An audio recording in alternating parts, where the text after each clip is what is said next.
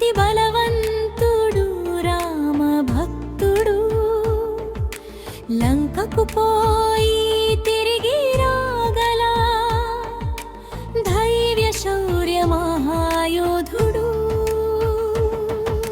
శ్రీ హనుమాను గురుదేవులు నాయద పలికిన సీతారామ కథ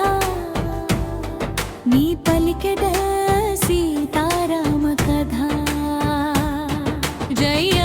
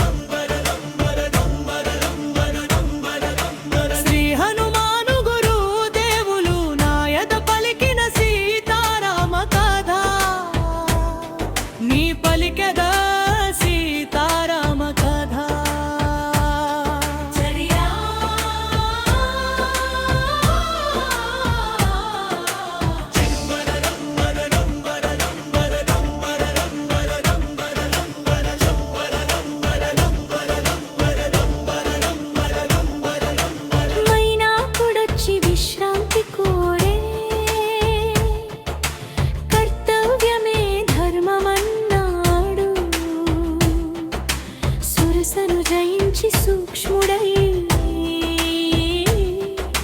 బ్రహ్మవరమున నిలిపాడు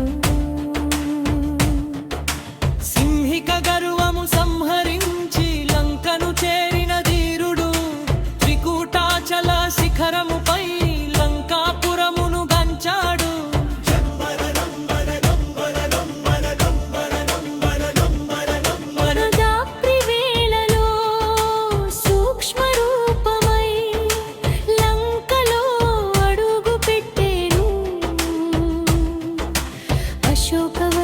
శోకతప్త జానకిని కనుగొనేను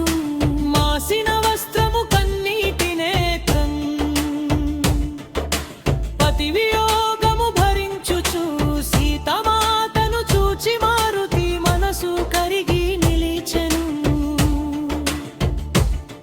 రాముని